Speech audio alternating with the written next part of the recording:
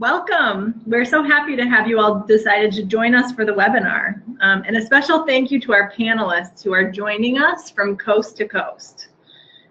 Before we do anything, we want to let you know how the webinar will work today and how to use the webinar tools.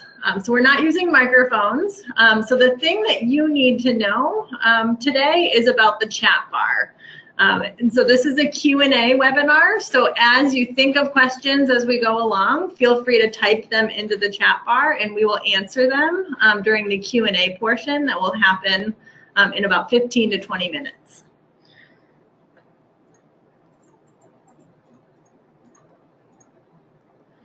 Okay, today we are talking about 3 different roles. So we are hiring for our analyst, associate, and principal associate roles.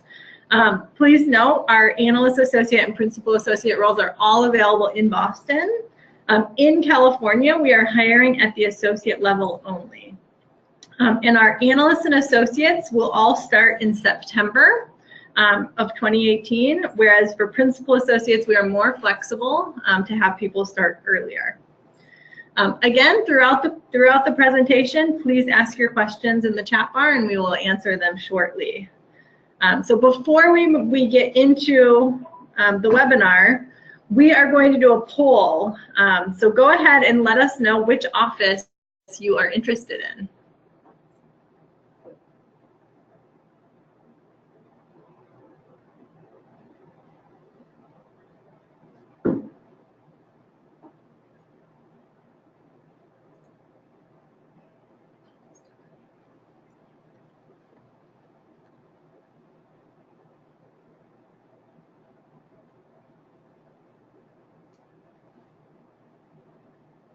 Great, so it looks like we have 65% of people in the Boston Metro, 9% for Bay Area, and 26% for both. So we have a good crowd here on our webinar today.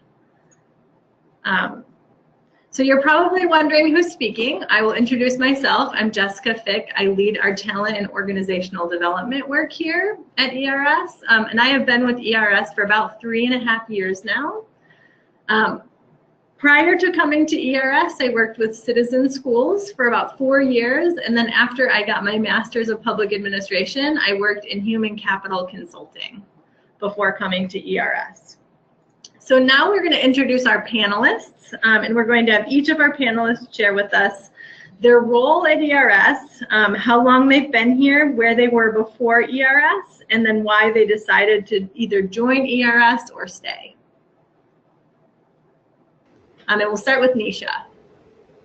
Hi everyone, this is Nisha Garg coming from the San Francisco office. I am currently a manager with ERS and I've actually been with the organization for the last 5 years, joining initially through an Education Pioneers Fellowship to the Boston office where I spent 3 years and then have been out here on the Best Coast for the last 2.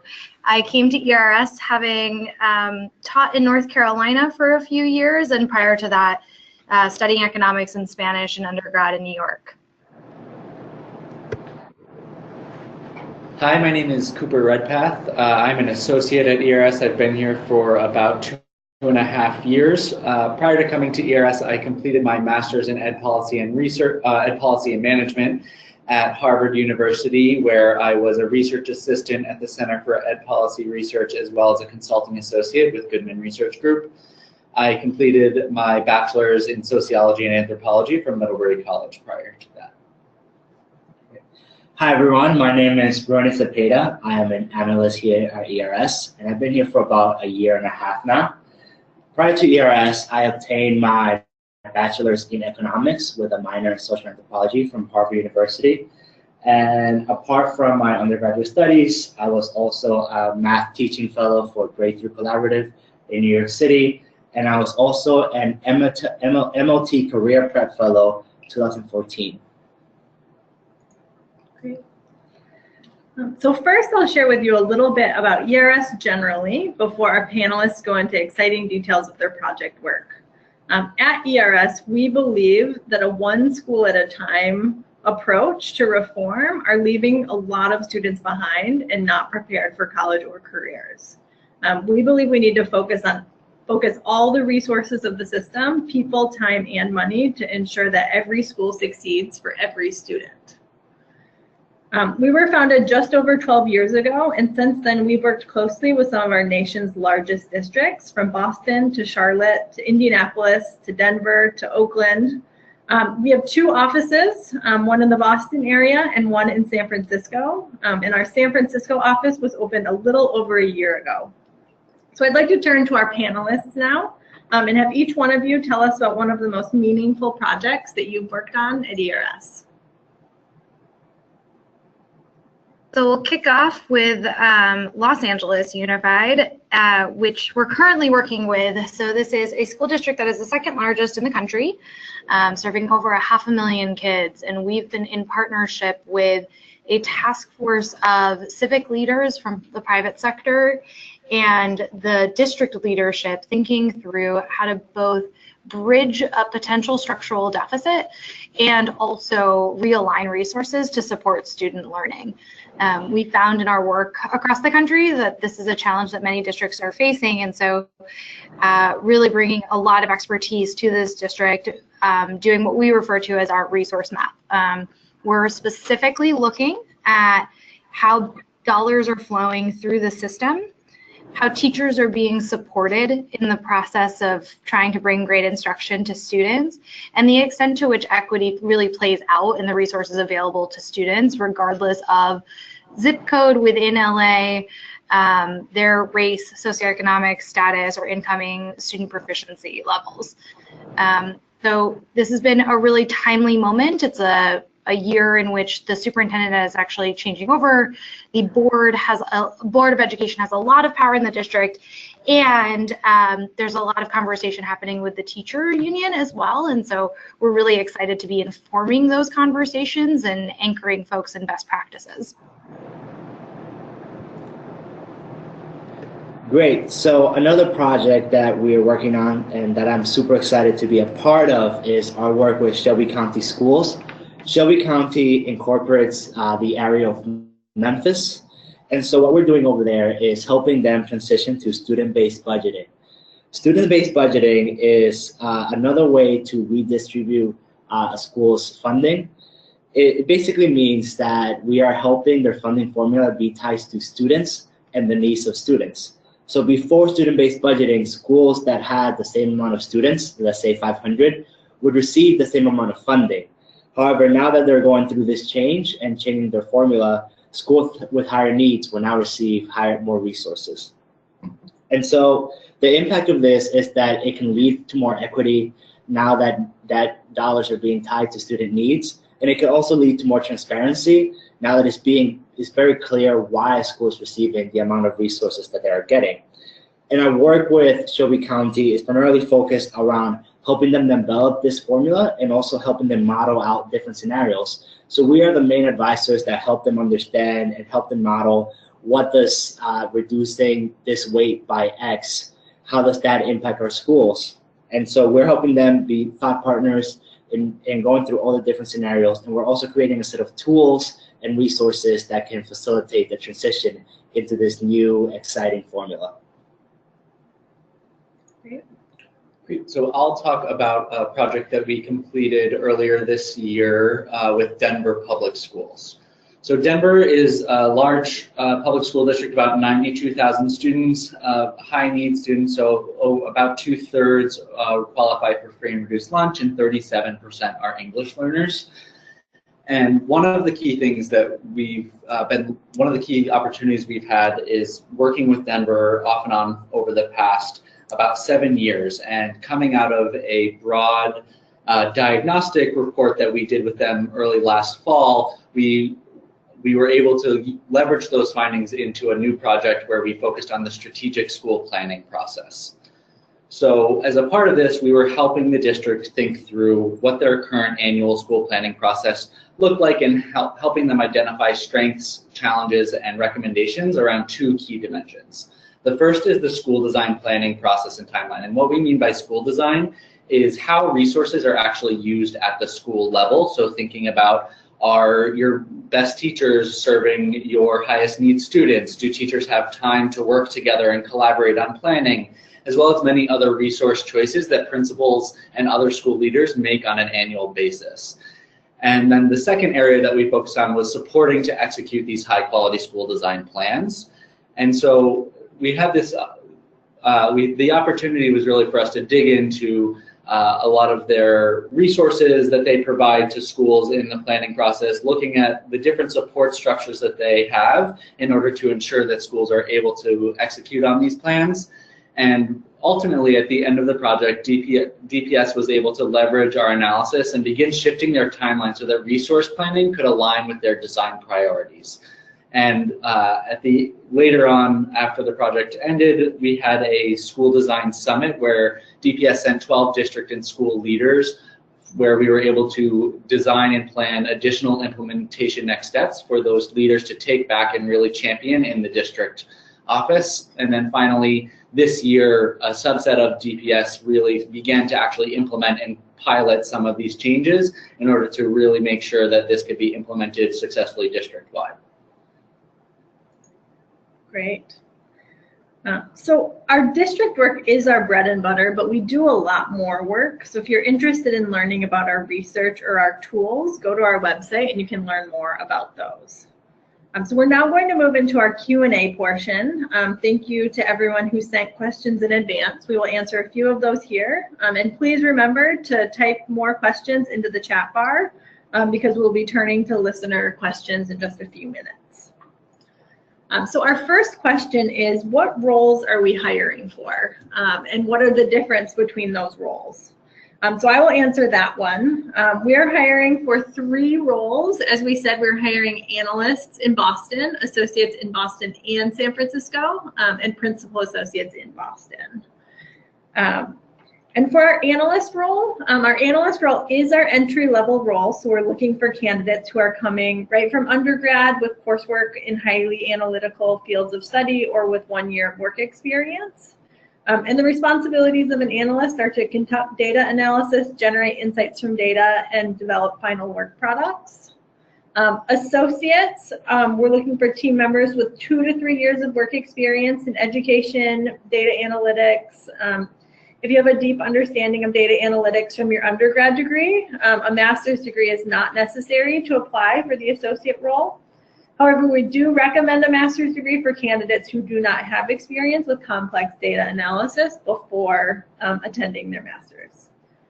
The way we differentiate the role of an associate from an analyst is that the associate is taking on more responsibility for work planning, taking over larger chunks of work streams of projects, and doing more engagement with the district through relationship building and presentations.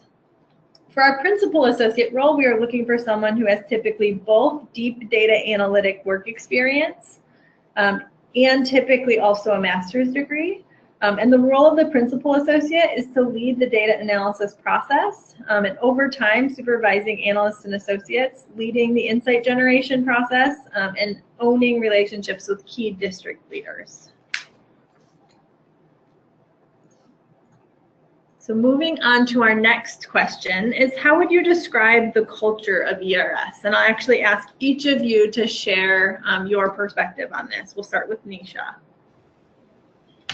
Great. So just earlier talked a little bit about ERS's mission, and what you have here listed actually is our ERS core values. And in a lot of places that I've seen, core values are things that are just on the wall. And one of the things that I love most about ERS more broadly is that we really do live our core values, and the mission comes through day in and day out in the work that we're doing. And so we're constantly having conversations about what analysis we can do to support a better decision for kids in a district that we're working with.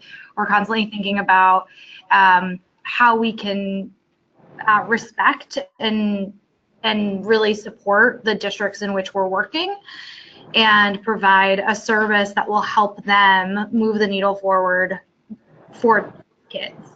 And those are just 2 of our 6 core values, but the ones that seem to really come through in our work in partnership with school districts across the country. Great. And one of the things that I really value about around the culture of ERS is our teamwork-oriented culture. And what I mean by that is primarily three things. Number one, whenever we're creating teams, we try to create diverse teams. That means including people from different backgrounds and with different perspectives. Another great thing about the teamwork here at ERS is that every team member has a voice, and the way that we try to allow for that is by creating an inclusive culture. You'll see here that we have a diverse equity and inclusion committee on the screen, and they have been focused a lot around the work of how do we create an inclusive culture, how do we ensure that everyone has a voice here at the organization. And that's another great thing that I think just improves our work together.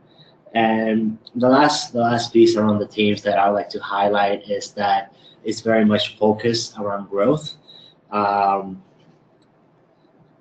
It's focused around growth because everyone cares about your development, and it's reflected in many different ways. Right before any team kicks off, we do this thing where we sit down and we talk about what are our goals for the year, and everyone thinks deeply about how they can help you, how they can support you to grow within this team.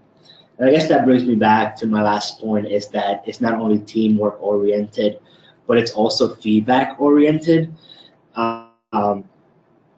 Teams, you'll have informal conversations with teammates, and it's all in the spirit of candor, of helping each other grow as people and as professionals, to develop ourselves and to continuously improve and develop our skills within our work. And I think it has felt like such a short time that I've been here, just a year and a half, but due to that culture, it feels like I have grown tremendously. And the next piece around our culture is I'll focus on learning and fun. So obviously, as Rooney just talked about, we like to do sort of our own personal development and learning, but we also learn as an organization. And so a few of the ways that we do that is we have monthly ERS lunches. So these are organization-wide, where we all come together and we focus in on one specific topic, and we'll usually have some content that's shared, and then we'll break off into groups to provide input or feedback or discuss this new topic that we've learned about. And these are really a great way for the whole organization to really stay connected with the field, stay connected with the work that's going on throughout the whole organization, and a way for us to learn together. We also have an annual retreat, and this is a 3-day retreat where the whole organization comes together. We'll go off to a place in Western Massachusetts typically, and we'll spend 3 days focused on usually 1 to 2 topics, and we'll dig very deeply into those topics. And it's really an incredible opportunity for us to take time as an organization to step back, to learn, to reflect, and to really think about ways that we can incorporate these new learnings on the topics that we're focused on into our everyday work for the year coming. At the same time, retreat is filled with really fun activities. So every day in the morning, there are activities that people can partake in, whether it's runs or yoga or boot camp. People are doing all sorts of different things. We also have a whole organization-wide sort of field day activity every year. And there's really a lot that goes into it, because I think one of the things that's really unique about ERS is that everybody loves to work here because people really enjoy working together. And outside of things that are for learning and fun, we have things that are just committed to fun. So we have happy hours, both ones that are scheduled organization-wide and then informal ones that people just schedule on an ad hoc basis. And then the last thing that you see on this list, which is one of my personal favorites, is the annual slow cook-off. So we'll have a few rounds where people will bring in their slow cookers and cook a meal for everyone in the organization to try, and then we all get to vote and be a part of this this really fun fun and tasty competition. Great, thank you. Our next question is, how will I be supported at ERS? And actually on this one, we'll start with Cooper. Yep. So one of my favorite things about ERS was actually starting with a cohort. So every year, folks will usually begin with the other people who were hired with them, and you'll go through a 2-week new hire orientation training. And this is a really great way to get introduced to ERS. You learn a lot about the values, the work that we do, really an in-depth 2 weeks where you just learn a ton. But one of the other benefits of it is that you automatically are connected to another group of people in the organization who instantly become people that you can rely on for support in your work moving during NHO, during new hire orientation, and beyond. And so this group of people really becomes a first line of support. You're all learning things as you go, but sometimes you might be learning things at different times, and so you can rely on those people to help you as you continue in your growth at ERS. Another is that we provide level-specific professional development opportunities, and these are really great because they're structured so that you're learning the skills in order to be really successful in your specific role so that you can progress through your career at ERS. And I think this type of support that's really targeted and job embedded is really a critical way that ERS sets up employees for success and really creates a supportive environment for employees to grow here. Great, and I can take the growth and development coach. So one of the unique things about ERS is that everyone, and when I say everyone, I mean everyone has a growth and development coach. So this is someone who is helping you set your goals for the year, who is helping you identify not only your areas of growth, but also the strengths that you should celebrate in the work that you have done here at ERS. And I think it's great because I meet with my growth and development coach every 2 weeks, and we handle things such as the goal setting, which is formal, but we also can sometimes do a problem of practice. Sometimes I come to my growth and development coach and say, hey, I need help with this Excel file, or hey, I need help with this formula. Can you help me? And it can go from those technical skills, seeking advice on how to organize your analysis, but also the yearly goals and development and continuously trying to develop ourselves. And the other part that I can speak to is our buddy system. So when you first start here at ERS, you're signed up with a buddy. This is someone that is around the same position that you are in. So for example, an analyst will be paired with another analyst, an associate will be paired with an associate, and so on. And this is another support network, but it's less formal. This is someone that you can meet with again every week or every 2 weeks and ask for some honest feedback and questions. And I remember, for example, with my buddy, one of the first questions that I asked them was, how should I dress for this conference that we're going to, or how should I dress when we go to a school district? It might seem like a small question, but it's really helpful to have that person, that support network that you can ask those type of questions and that they can be there to help you. I'll add a little bit about our project team structure and the ways in which it can also support continued growth. So Cooper mentioned job embedded supports. This is one of the ways in which we think about really making sure that every day, every interaction is a learning opportunity and an opportunity to highlight some of the great things that folks are doing day in, day out. So as Roni mentioned earlier as well, at the onset of each new project, we share our development goals, and we worked with one another to, again, reinforce the best practices that are happening, and then also identify ways in which we can support one another. And so we have structures that are put in place in most project teams where you have every 2 weeks, you're sitting down with a colleague and having a conversation about what's working, what's challenging, how can we together solve some of the problems that we're facing.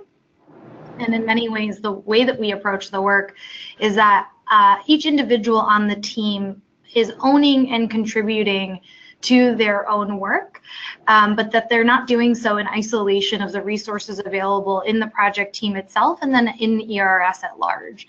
And so you're responsible for your work, but you're not doing it by yourself.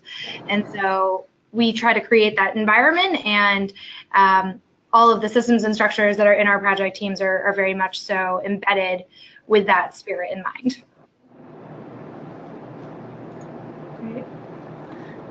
So the next question is, what does a typical day look like at ERS? And I'll let Cooper answer this one.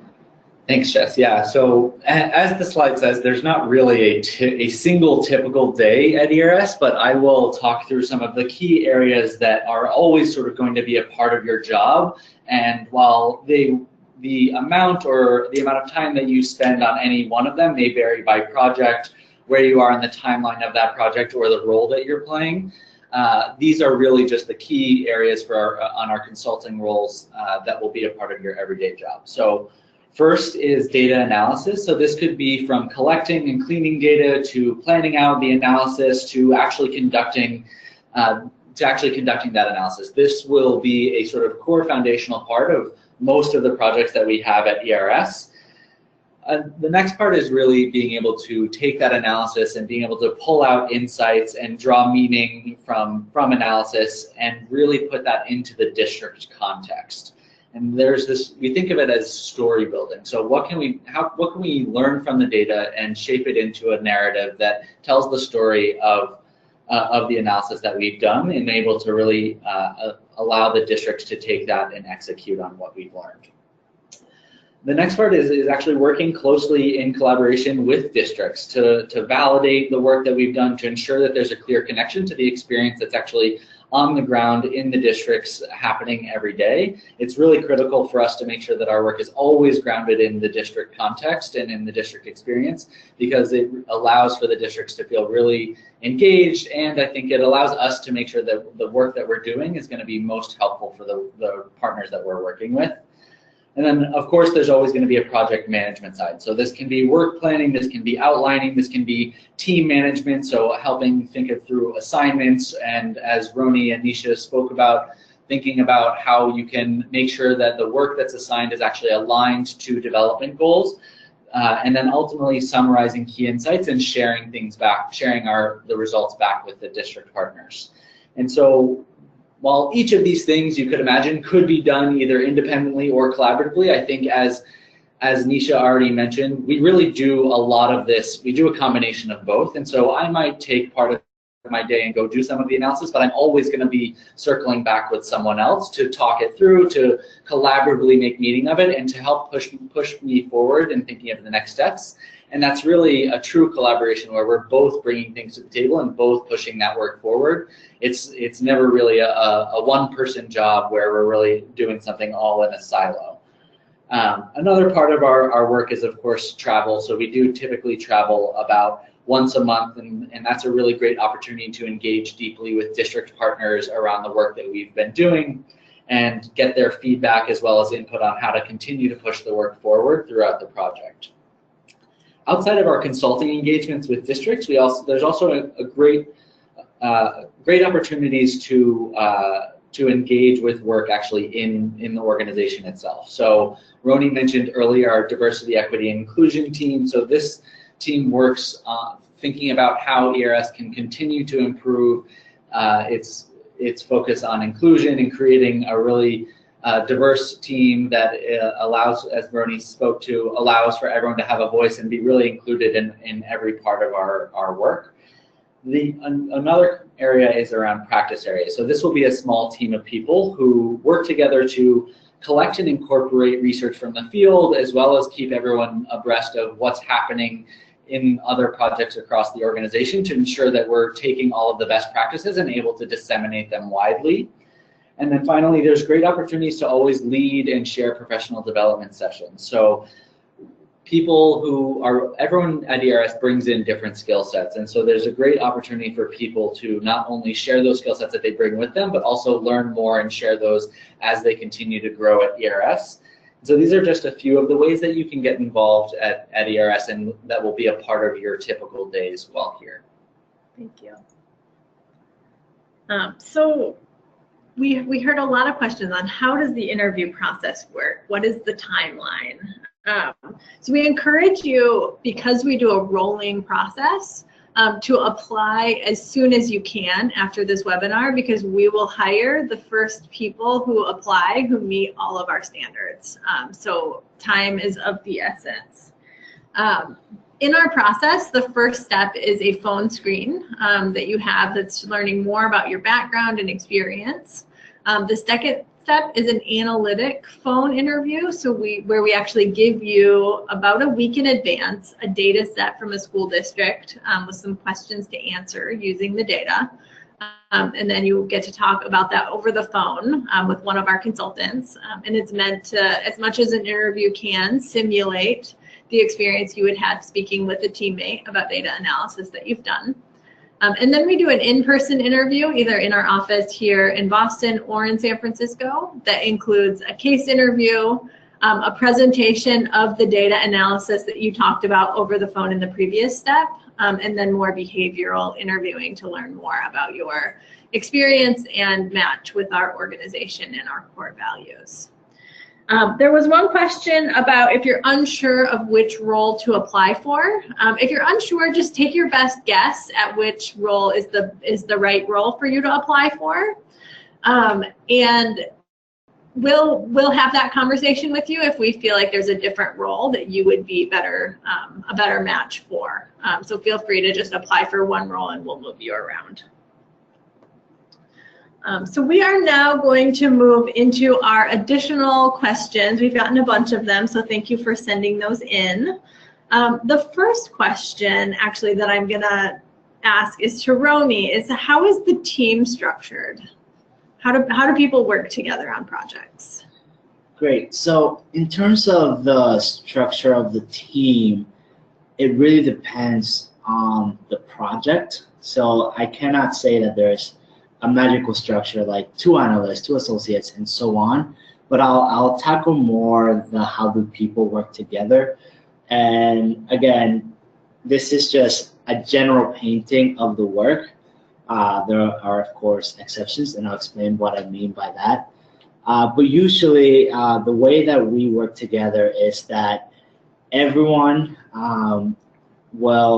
when we're trying to do an analysis or we're trying to do the work, everyone will come together to jot down what are our hypotheses. And I feel like the principal associates and the managers, along with the partners, are the ones who tend to lead that hypothesis setting and trying to set the foundation for the analytical work and what the vision is of what we're going to do. Meanwhile, and once that is agreed upon, the analysts and the associates would tend to do the analytical work.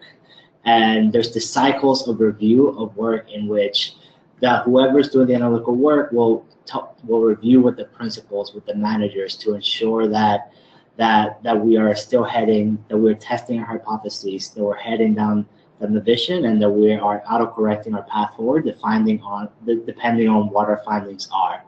And what I meant in the beginning in that there are exceptions is that it always depends on what is the team, because every team and every project is unique. So it's not rare nor impossible for the principal associate to do some of the analytical work and to also get their roll their sleeves and do that piece as well. And so that is.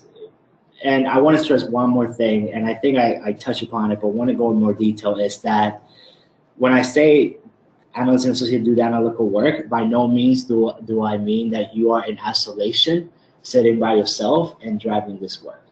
Your teammates are there beside you, and if you have a question, then you can go, but it's always expected that you will be reviewing your work, that you will be conversing and communicating with them. And that's why we have teams, so that we can seek advice and so that we can seek guidance and make sure that we're all driving down the goal in order to have high impact with the school districts that we work with. Great. The next question I'm going to pose to Nisha. How do we build new district partnerships, and what role do various people play in the process? Great. So someone made the very astute observation that our offices are based in Massachusetts and California, and yet we work nationally. And so we build our relationships through a couple of different mechanisms, and we have a couple of different criteria that we use in determining who we're going to work with, and we all play a role in the process. So in terms of the ways in which we build relationships, we have a lot of repeat customers. So we know that district leadership often turns over, and some of of the superintendents with whom we've worked in the past move on to different districts. And so they'll contact us and say, hey, I want to get the lay of the land in the new district that I'm working in now. Can you come in and support my team, my entry plan into this new district? So district leadership come back to us. That's one major pipeline.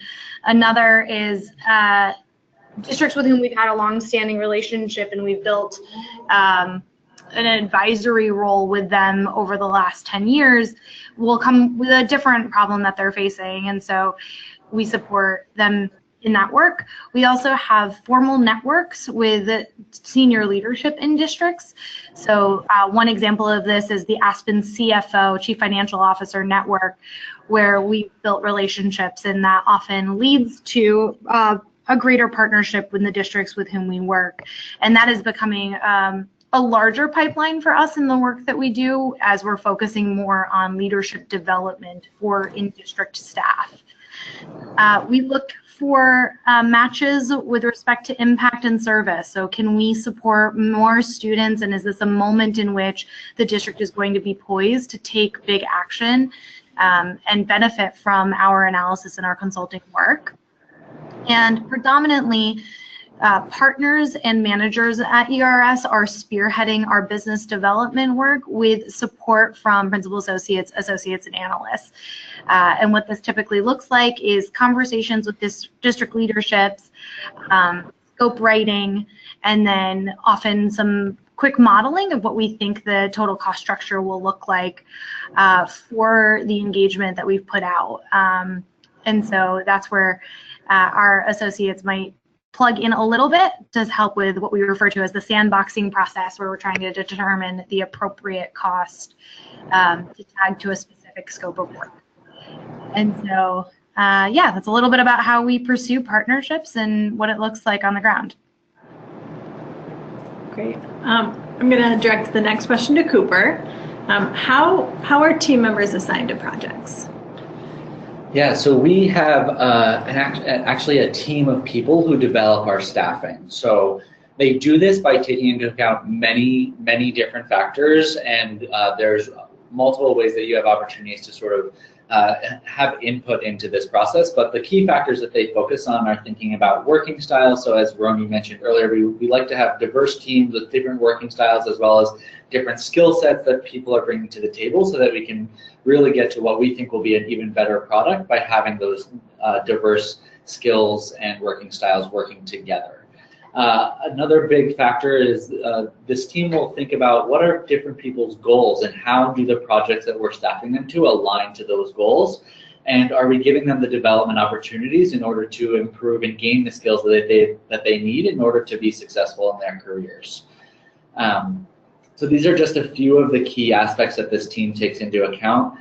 As an employee at ERS, you can work with your coach to be an advocate for you in the staffing process. If you're really interested in developing a specific skill or working on a specific type of project, then you have the opportunity to work with your coach to try and advocate to get on some of those projects. It doesn't always work out, but I think the key thing here is the staffing team is incredibly thoughtful about the assignments, and oftentimes there's a lot of thought and reason that goes into what staffing you get, and so yeah, that's how we get assigned to our projects. Great. Next question for Nisha. One of the questions was, do we serve clients only in public education? A vast majority of our partners, as we refer to them, are K-12 public school districts. That said, we have started particularly recently to branch out a little bit into citywide landscapes. An example of this was recent work done in Oakland to help Oakland Unified School District in California understand their current landscape against a growing charter population, to understand what was going to be possible for the city at large, and what would it take for a coalition of in-district schools and leadership to work with charter school leadership to come up with a really smart plan for the city at large. We are actually doing similar work elsewhere now, leveraging some of the insights from there, but a vast majority of our work is K-12 in-district work. Great. So the next question to Roni. What kinds of data analysis do we do? What kind of questions do we try to answer for districts, and what tools do we use? Great. So many different questions that we try to answer, but I think I'll break them down into two categories, and I think there's more. So Cooper and Nisha, feel free to dive in. But one big category is financial analysis. So we help school districts answer questions such as, how am I using my resources? So for example, how much am I spending in my central office versus how much am I spending actually going to direct services to schools? And then there's the question of, how equitable am I spending my resources? So how much am I investing in different types of students? For example, economically disadvantaged students or English language learner students. And I think one of the big value adds that ERS brings to this field is that we have worked with so many different school districts across the country that we can tell you, this is Memphis, this is how you're utilizing your resources compared to Charlotte, compared to Indianapolis, compared to Boston, and so on. So we're able to really paint a picture of how resource use in the district plays out against other school districts. And then there's another category, which is our school design work, which is it's some innovative work which we work with more hand in hand with schools. And for example, one of the things that I'm working with right now is helping schools understand how they might be able to create more strategic school schedules and to allow for some pretty innovative shifts in their strategy to address student needs. So you might be doing some thinking around resource shift for specific schools and in the context of specific schools. But those are two broad categories. There's more that we could dive into, but we probably would talk beyond our time allotted. But yeah, but that's where I'll leave it for now. And a follow-up question, what data analytic tools do we use? Yeah, so there are a couple, I think, that similar to lots of other organizations, we use Excel in order to house our data, but we're also open to utilizing many different tools. And I think that's one of the great things of recruiting, is that lots of people come with lots of different knowledge in terms of tools, and we all love learning from each other. So you'll have folks teaching others how to use new tools, but we've used Stata, we've used Excel. I know a couple of people that use some coding languages to answer some questions.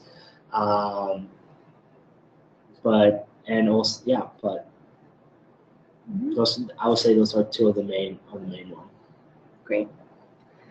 Next question for Nisha. Nisha, someone wants to know, what is unique about working from the California office?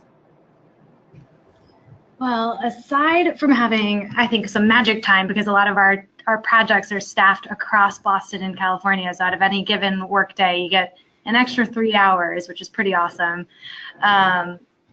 We have a small but mighty team out here in San Francisco. And so the cool thing about being here is that at all levels, regardless of what your technical title is, you have a lot more exposure into some of our business development and some of our culture development as we build out what it means to be ERS West.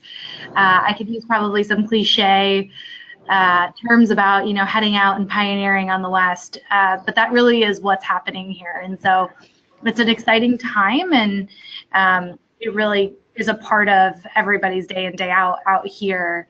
And it's, not too shabby to still have it be in the 60-degree range and sunny right now. So the weather is something you certainly can't beat.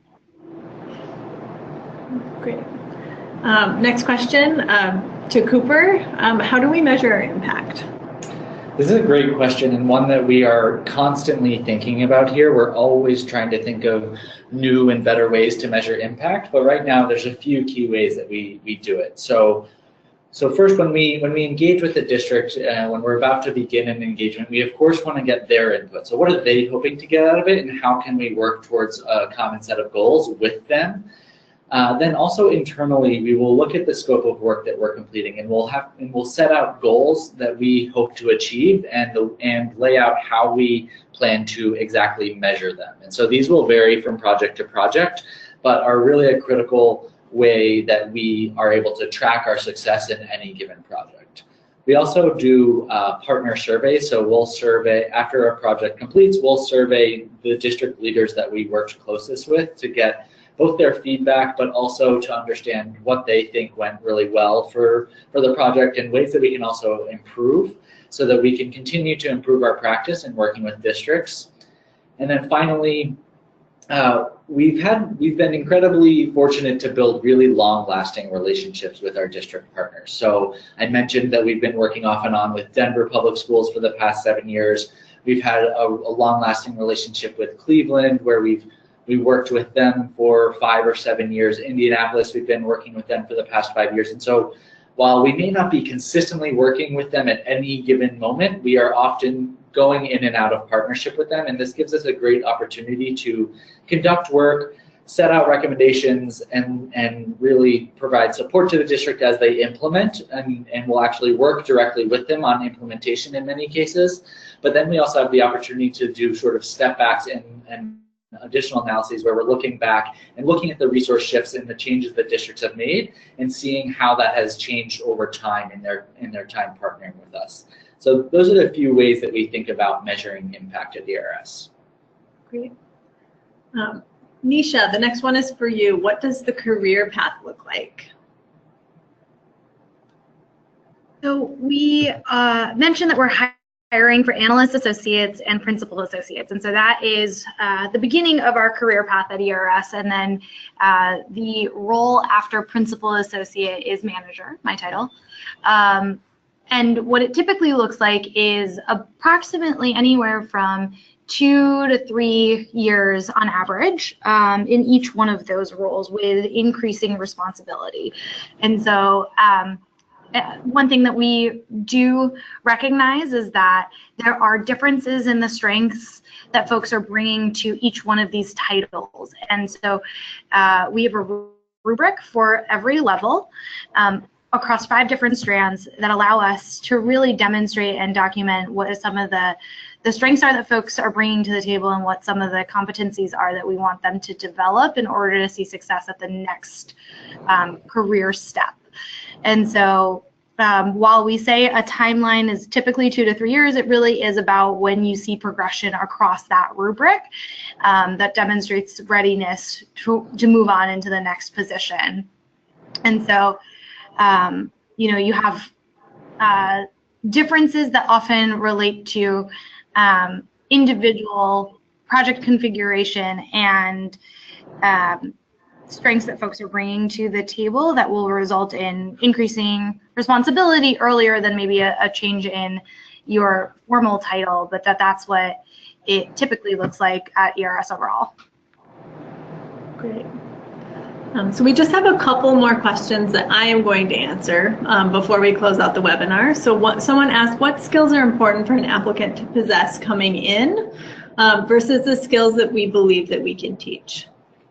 So in terms of what we're looking for with people coming in, we're definitely looking for, on the soft skills side, people who are really able to work as a member of a team, who are able to do work planning for their own work successfully, who really have a learning and a growth mindset and want to take feedback, want to learn, want to try new things, are genuinely curious.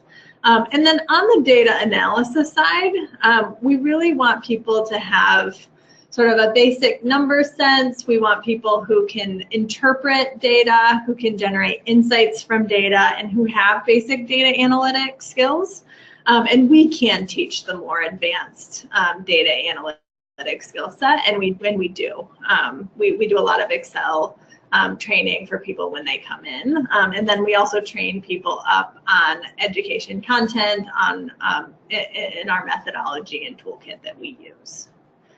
The next question was, how competitive are your salary and benefits packages? So we offer competitive benefits, everything you can think of. And then we also offer competitive salaries as well. So we benchmark our salaries against top tier nonprofit consulting firms and are in line with those. And then the last two questions are quick. One is, can I work remotely? Unfortunately, the answer is no. We do require every new team member to work from one of our offices. And then the last question is, does ERS sponsor visas? And again, that is unfortunately no. We're such a small organization and don't necessarily have the capacity to be able to go through that visa process. So thank you to everyone who joined this webinar today. We hope it was informative for you, and we look forward to reviewing your application. If you have additional questions for us, please don't hesitate to reach out. And panelists, thank you for your time and taking out of your day and evening to share your experiences with us. Have a great night, everyone.